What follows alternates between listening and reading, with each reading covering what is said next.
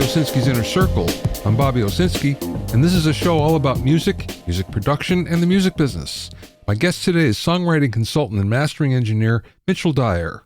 First of all, AM radio has been around since the beginning of broadcasting, and FM was invented in the 1930s, but it surpassed AM as the choice of many listeners in the 1980s. Both AM and FM have had an excellent run, but the question is, how much longer are we going to be using them? Now, here are some problems. AM faces a big challenge in that it has inferior audio quality, first of all. That's bad enough. But the AM signal can't penetrate the electromagnetic fields generated by electric vehicles, which means you don't get AM in an electric car. Now, most surveys will tell you that 70-75% of people listen to radio in their cars sometime during the week. So not having AM there is a big problem. FM radio continues to do well, but it has a big disadvantage in that it's not interactive at all, and that's what a lot of young listeners are looking for. Then we have satellite radio, and that's really a special niche. There's only one provider in North America, and it offers a huge variety of programming, but it's not free. And that's a big barrier to a lot of people. HD radio, which some cars have, is based on a technology that was developed in the 1990s, but it never really took off in the United States anyway. And as a result, many markets have stations that broadcast in HD, but not many people actually listen to those stations. So AM and FM radio, we still get in the United States. We still listen to music on both. But the fact of the matter is, in many countries of the world, Norway, Switzerland, they are shutting down their AM and FM radio stations, and they're going instead to digital radio. That's not going to happen in North America because the broadcast frequencies that digital audio broadcasting requires are too close to those used by the U.S. military. Also, it would take a huge investment for transmitters and repeaters, and there's nobody that wants to do that considering where radio stands today. We have some new technologies coming up on the cell phone, 5G, 6G. As a result, people are thinking, well, maybe we're going to have radio that's going to broadcast exclusively using those technologies. But there's a lot of technical infrastructure that needs to be done first, and we're a little bit a ways from it. So the whole question is, what is going to happen with AM and FM radio? Already we're finding that FM stations that do music, in order to get their top 40, top 10, whatever it might be, they're getting it from streaming. So right now they're actually behind everything, where it used to be that this was the forefront of new music. Not anymore. I think in the end, radio is not going to go away. It's going to be with us for a while, but it does need an overhaul. It's going to have to change, and it's going to have to change in order to survive. Problem is, we don't know what that is yet.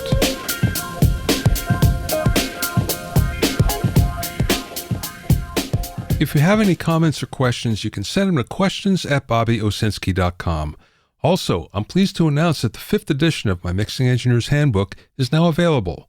It's totally updated and includes new sections on mixing and immersive audio, self-mastering, new mixer interviews, and much more. Get your copy at a special discounted price at bobbyowsinski.com/handbook. That's bobbyowsinski.com/handbook. You can also find it on Amazon and Apple Books. And remember, you can learn all about the latest in music, audio, and production news when you sign up for my newsletter at bobbyowsinski.com. There you'll also find out about openings for my latest online classes and special events. That's bobbyowsinski.com.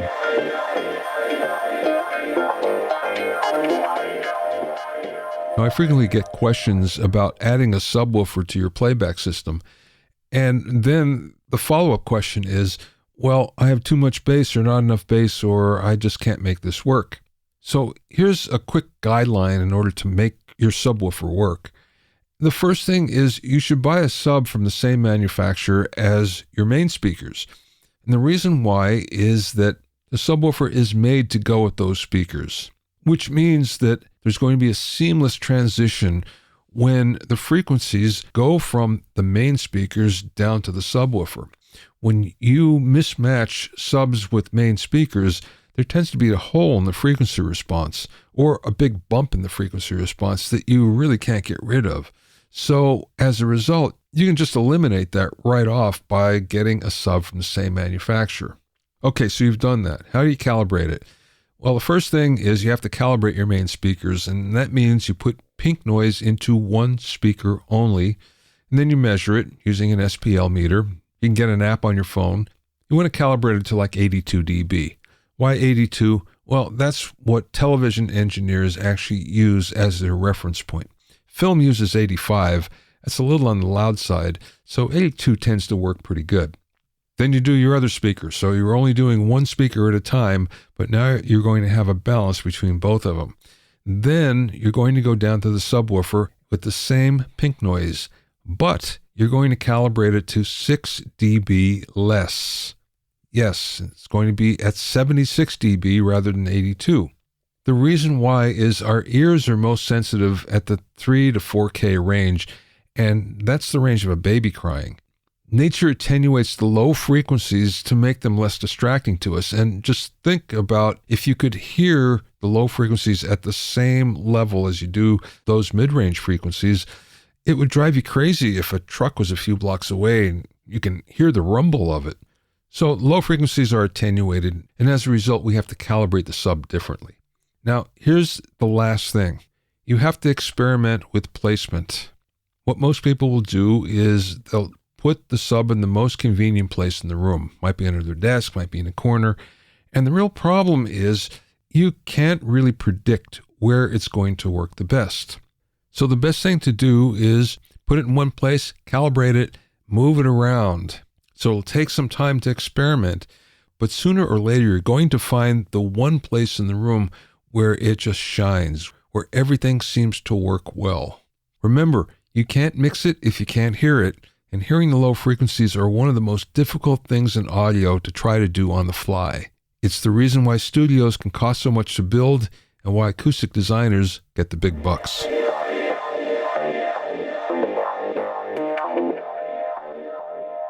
My guest this week is the on-demand songwriter and mastering engineer Mitchell Dyer, who's on a mission to help other songwriters eliminate their mental blocks and turn their songwriting struggles into a revenue-generating career. With nearly 2 decades of songwriting and mastering experience, thousands of artists' songs reviewed, and hundreds of songs personally recorded, Mitch has helped dozens of artists break out of their mental jail and instead create some amazing music. During the interview, we spoke about what causes songwriters to get stuck, how imposter syndrome can cause writer's block, the importance of challenging the listener, learning how to master, and much more. I spoke with Mitch via Zoom from a studio in Utah.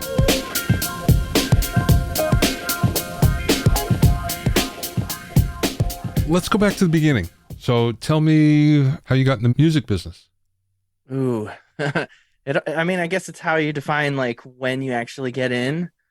I really took, really wanting to do this seriously and get into the business was probably back in 2009. So I was a wee lad teenager in high school. And, I think what a lot of people do is they join a band and they start playing music and it's kind of transformed over time where being in 2 different bands and now focusing on and then in the path of learning how to record, mix, and master, and then understanding just kind of the whole process. And now I'm building out a songwriting course that really empowers musicians to write more music in a scalable way that has a step-by-step process. And so that's kind of the whole start. So it's been over 15 years just kind of from that point to where I'm at now. So how did you get into songwriting? I guess how I got into songwriting really was it's a really funny story. I remember in high school, and I always, I think I've always wanted to write music since I was like, I can't remember, maybe like 12 years old, and I was just always imagine myself playing original music, and it didn't really start happening where I started writing my own original music. And with this one time, a buddy brought his guitar, didn't know how to play guitar at the time. And I remember sitting there and he's just playing this song. And I just had these this message, this image come to my mind. And that is when like I just started like singing, and I was just like improving, and that was something that came so natural to me, was just improvisation when it came to lyric writing. And we were hanging out with these two girls, and at the end of this, he was playing just this random song that he wrote on the guitar, and I was putting lyrics over it. And these girls were like, "Oh, cool. What was the cover of?" Hmm. I said it wasn't a cover. I made it up, and they thought I was full of it. And at that point, that's when I wanted to really start writing music. And so from then on, I started writing music all the time. And so it was back in 2009 is when I really started taking songwriting much more seriously than I ever had before. And then that led to what? So it led me to starting a band, kind of doing small mini tours, releasing an EP with that band and some singles, and then left that band and started another one, and then released singles, a whole album with that second band. And that was over the course of, I guess, 10 years was just writing, recording, practicing, failing with my songwriting is really just really the story of it. So you found that many writers have writer's block and they can't write. And did that happen to you? I think at first, I mean, everyone does, unless you're just the gifted one that doesn't struggle with writer's block. But I think when I was learning like how a song is structured and how it works, I basically like worked through the roadblocks. And because I worked through those diligently, I understood like what caused me to be stuck. And so for me, I'm very process oriented. And so I started just creating these natural processes for myself that help me to know, okay, when I'm stuck, this is how I got out last time. And so I just used a bunch of these, like found all these things, and then I systematically figured out a way to then just put them all like step 1, step 2, step 3, step 4, step 5, to the point of just really avoiding writer's block. Because I think everyone like comes to like will run into, I don't know, I'm trying to personify it, but a villain of writer's block. And it's a matter of, okay, I've hit this block. How do I get past it? And so because I had processes in place, I, over time went from mitigating a lot of writer's block moments to being able to, I want to write a song today. And then basically using the process I created to, in one evening, have a song fleshed out. And it's like, okay, sweet. Now I can record it, get it produced, mixed and mastered. And so that's kind of where I'm at today. And that's what I'm teaching songwriters, musicians today. So they feel like they just run into a wall and can't get any further. Is it because of what they don't know, or is it because of they just run into a block? I think it's both. I know for me, when I have had, because there's been times even with the process, it's mindset shift that needs to happen, where it's really the biggest one is imposter syndrome. And I think it's with any industry when you want to be creative or whenever you want to find a solution, it's usually because imposter syndrome, where you compare your craft with other musicians, or you basically are too perfect and you're trying to get your song to this unrealistic, perfect thing, when we live in an imperfect world with imperfect people that make imperfect choices. So how can you expect to make something perfect when we make mistakes every day?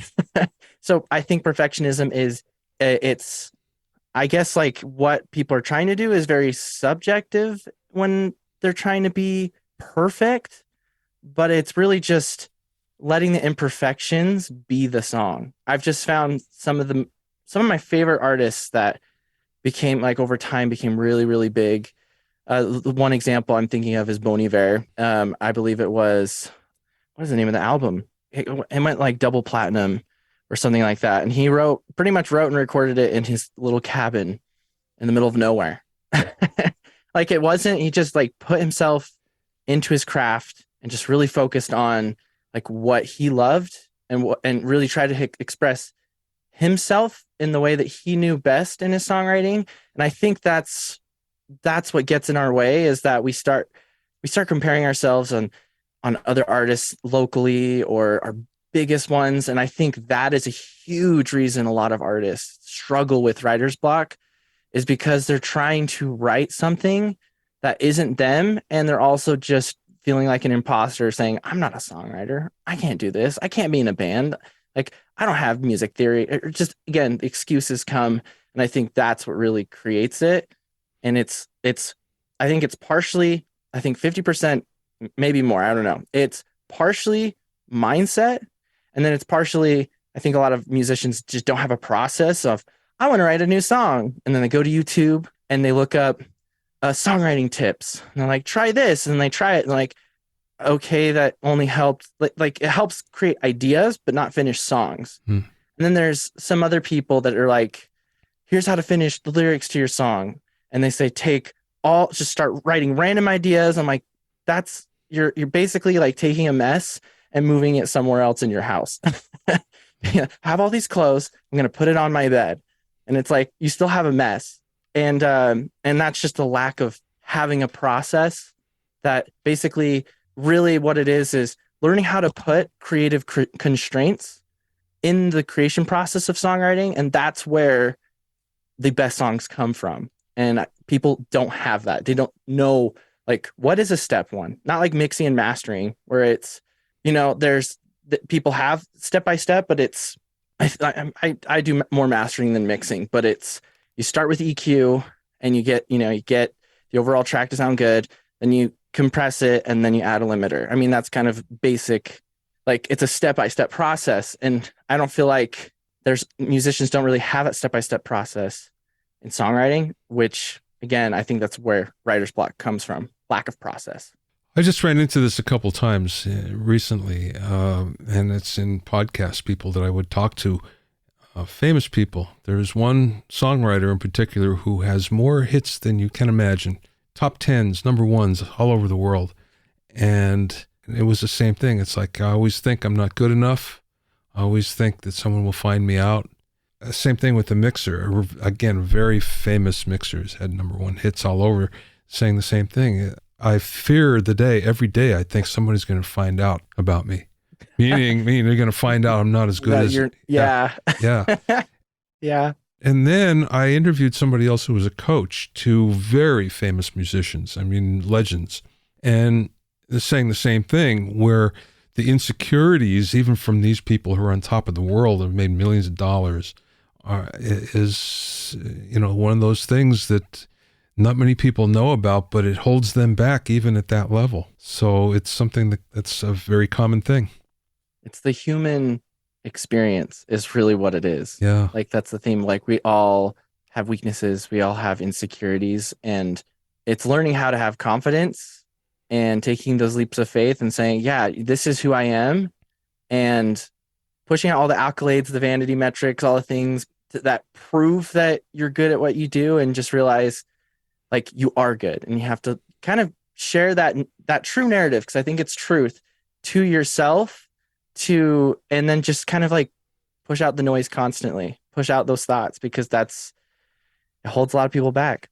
Songwriting is so interesting from the standpoint that it can go two ways. I mean, one way is it just flows through you and you have a song in 15 minutes, and we've all heard all of the stories where that has happened. And on the other hand, you get the people that, especially professional songwriters, who collaborate all the time, every day. They're collaborating with somebody new. And it's that collaboration that keeps them from getting stuck, because it's new stimuli every day. I look at it and I think, well, if one doesn't work, then go for the other. You would think, right? I haven't really thought about that, because I haven't had a ton of experience with collaborations. Again, I think, and maybe this is just my personality type, I like when you have your creation and you want to create it, you have the thing in your head, and so you want to realize that. And there's a balance of, there's one thing I've been really teaching songwriters is to not basically do it all, like hire someone out to help you produce, mix, and master. And I guess that's the collaboration part. But the actual like writing the song, that's one thing that I've just had a hard time with. I have tried. I think for me, I found more writer's block if I like took my idea and collaborated with someone else than just to do it by myself. Yeah, right. So maybe there's some truth to it. I get that. Professional songwriters, I mean, the real pros that do write every day, they tend to write with other people rather than by themselves. They tend to collaborate a lot. You might want to listen to Sam Hollander he was on my podcast 3 weeks ago, 4 weeks ago, something like that. And and Holly Knight was another one that both had huge, huge hits. And, they're pros. That's what they do all the time. Yeah. I've also run into this with songwriters where so-called professional songwriters, where they get so process-oriented almost, and I'm talking in collaboration, that what they come up with is kind of soulless. You can always tell when a professional, at least on some level, that it's like, oh, yeah, you wrote a song, but I don't know. I don't feel it. Yeah, it's almost like they plug it into it. Basically, they just are churning out music rather than just trying to, what is the song trying to communicate to me? I almost feel like every song that I've created or others have created is almost like raising a child. It's birthing it. It's you can't, the lyrics are almost like a child trying to learn how to, speak the language. And it's taking care, like it's raising that song to, the finished product that we hear on all streaming services. And so I think having a process can, like, if that's like you're saying, just process oriented, it's like, I'm doing pop songs, it's this, and they just start pumping them out and just saying, this is a hook idea. They go on TikTok or Instagram and being like, this is what they're talking about. So we're just going to plug this in and boom, we have a song. And it's just like, but is that from your experience? Are you writing it because it's something that like means something to you and you really connect with what you're singing?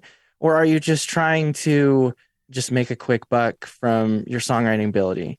And I feel like, I guess short term that might work, fiscally, but in the long term, it's I call it fast food music.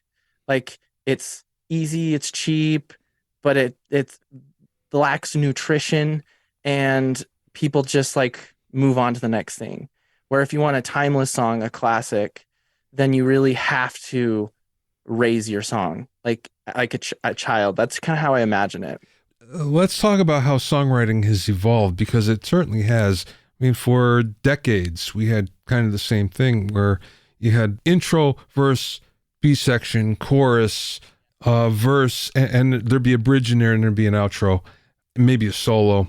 And now we have songs that start right in the chorus, right in the hook, and there's no bridge, or the bridge is some sort of modified verse where there's a breakdown or something, but it acts as a bridge, or they change the melody slightly, but it's definitely changed. I think a lot of that has to do with the fact that so many people are writing to loops and samples.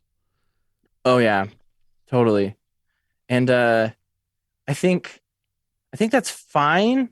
Again, it's just like if that's what the song is needing, if that's what's going to be like authentic and unique.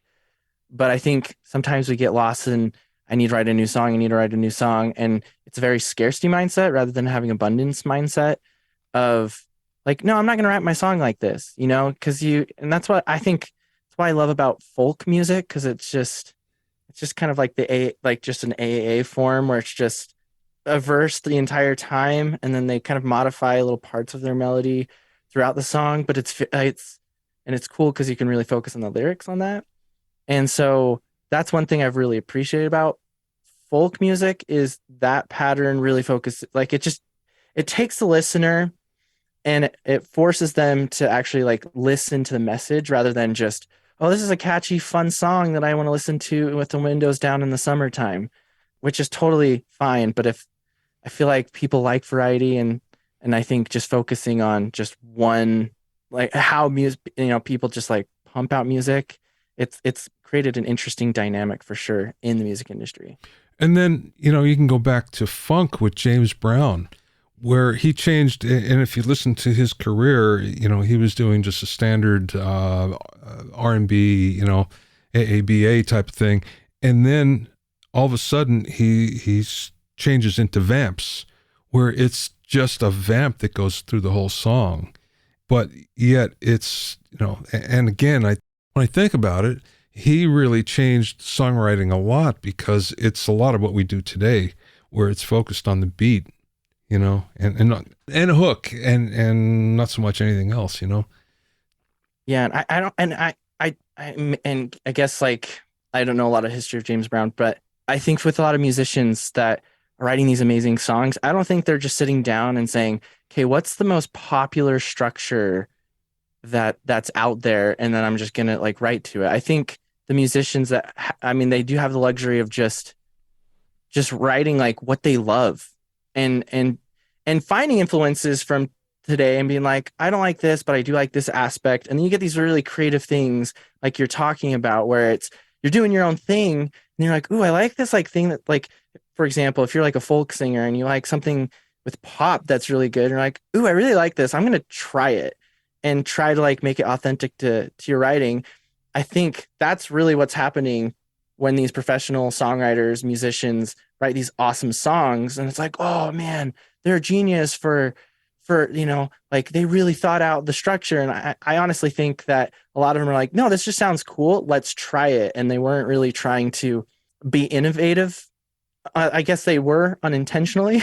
They were just writing what they loved. And I feel like that is what I think songwriters miss and forget to focus on. That really prevents them from writing the music that will connect to listeners. One of the things I can remember, and this is going back a ways, but if you go around the world and you're in Paris and you're walking down the Champs-Élysées and you would hear music coming out of the various shops, it would be American music. Whatever was on the top 40, whatever was a hit, that's what you would hear. And you can go to Thailand, you can go to Hong Kong, didn't matter. It would be like that. It would be mostly US. Now it's completely different. Now what it is you're hearing their own version with influenced by American Western music, but their own version of it, which I find really exciting because it's some new twist. It's like, oh, I never heard that before. I never heard it in that way, maybe. Yeah. I can remember being in Australia, and there was a concert on the steps of the Sydney Opera House, the famous opera house. Yeah. And it was a band from Papua New Guinea, 11 people on the stage. And they would change every song. And first of all, they had indigenous drummers playing. And usually it seems like it's tacked on, when that happens. In this case, it was really part of the music, and it was so exciting. And then they would change, they go into rap, which would be as good as, hip hop, as good as anything over here. And then they change into this, 5-part doo-wop harmony. You go, how did this happen over Papua New Guinea? Are you kidding me? So good. Yeah. And it's like, oh yeah, that's why I like going places, because you hear this stuff and, you might hear that, as you say, sometimes it seems to get old. Here it's, okay, whatever is the hit, well, let's do more like that. And you go other places and you don't have that so much. Yeah, there's a book that I really like called, and it helped me because I wanted to understand the psychology on what makes a hit. It's called Hit Makers. I can't remember who the author is, but the part I really liked from that book was really understanding why hit songs actually become hits, and understanding even during Tin Pan Alley, where like how they actually did like their market research, which was so cool how they did it. But I digress from that. But the whole concept of there's neophilic and neophobic, which is the difference between like being attracted to new things and fearing new things. And as humans, and this goes back all the way to the caveman times, we are naturally neophobic. We don't like new things, like completely like black and white new things, because on a subconscious, a physiological level, if something is unfamiliar to us back in, biologically during caveman times, that would represent something that's a threat that could kill you. And so that is something that we've carried on even into the music industry, that if it's too unique, it's too out there, and it's not relatable enough, people will skip it. They're like, there's something I don't like about this. And that's the neophobic, state that we are all in. And so I found that how do you get someone from a neophobic state to a neophilic state? And it's really the balance of creating something. And this is where the trap is. It's you create what's popular, but what makes it unique is just adding something that challenges the listener. Because if it's too familiar, then it doesn't challenge us. We get bored and we move on because we like a little bit of challenge. And so this whole book really focused, this part of the book focused on write something that is familiar enough, but also unique enough that challenges the listener to want more. And I think what you've expressed was exactly that. Yeah. It's finding, like, it's familiar, but they added some unique things with that familiarity that was like, this is really exciting, and you want more of it. And I think that is the key that musicians need to realize when it comes to writing music. There's also a study on melody and what pulls us in. And I cannot remember the term for it, but essentially what it is, it's a big jump between notes. Instead of going like a third or a fifth, this is, going a seventh, a ninth, whatever. Oh, the different intervals? Intervals. And Adele was one of the best at this. And if you listen to her hits, whenever you get to the chorus, all of a sudden there's a big jump in the melody. And that was one of the things when they actually looked at hits and why there were hits and why certain songs, were more popular than others. That was one of the things. I wish I could remember the term for it, but that might be something that you might want to look into. It's kind of cool. Yeah, that is cool. I like that. Tell me about mastering, getting into mastering. Yeah, so I've been mastering. It's always funny. Like, when do you? And it kind of goes back to that imposter syndrome. When do you, tell people that you're a professional mastering engineer? Like, what? And I think it's the same thing. I always say if someone's paid you to do it, you're professional at it. Yeah.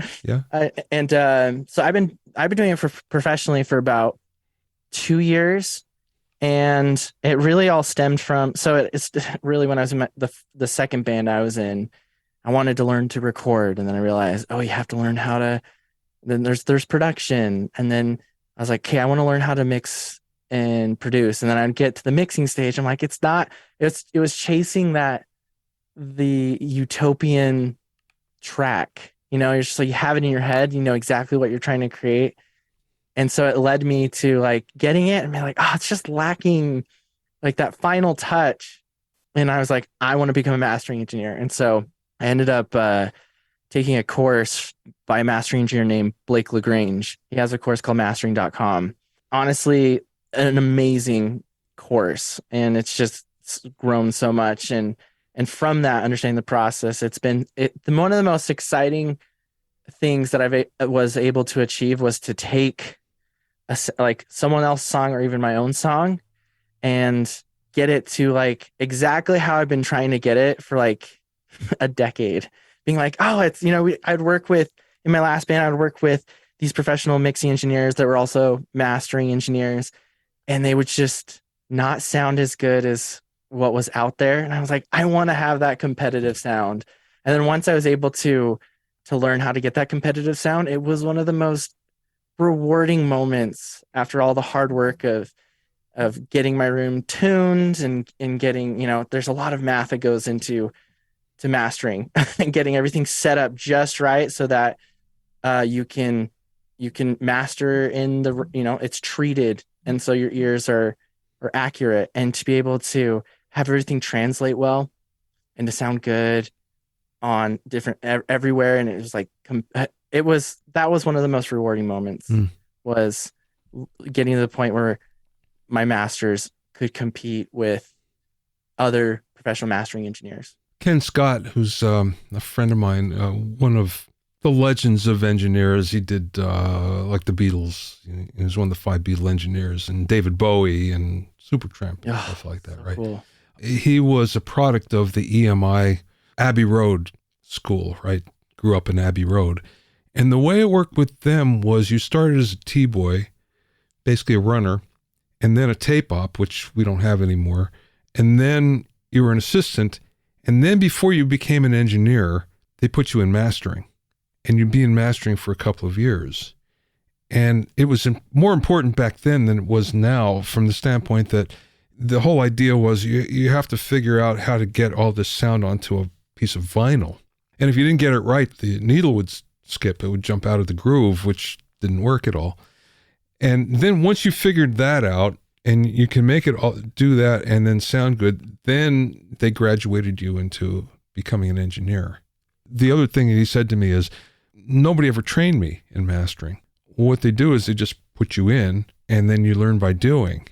And and he said Awesome. that at first you just turn all the knobs and think it sounds good. And he said after a week or so, you go, oh, wait a second, it sounds better if I just use a little bit.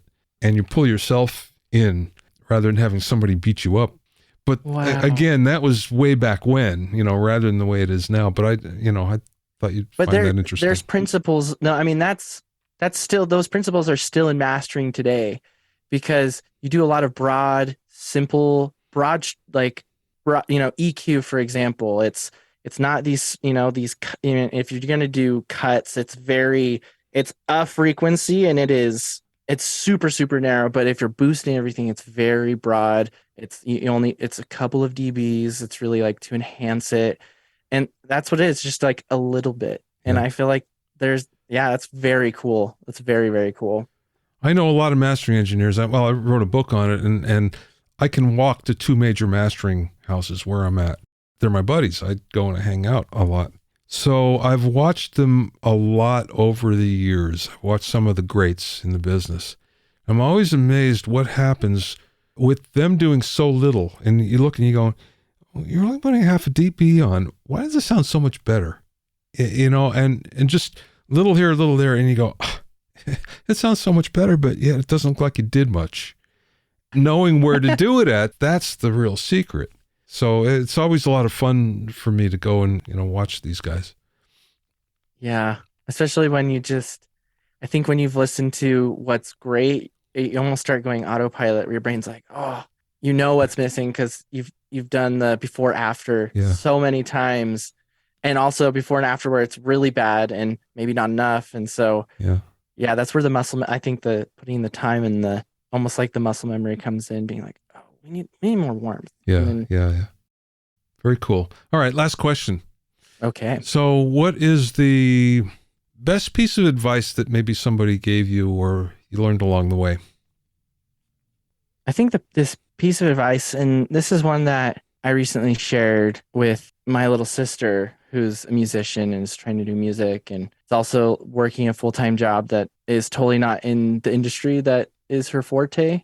But it's basically, if you stick to something and you just never give up, regardless of how bad you are at it, and you just persevere and you keep going forward, you will succeed at whatever you do. You will, because the only way you don't succeed in it is if you stop. And I've just seen that the days that you just feel like, I'm not good at this, maybe I'm not cut out to do this, is if you stay in it, you will succeed. If you just keep going.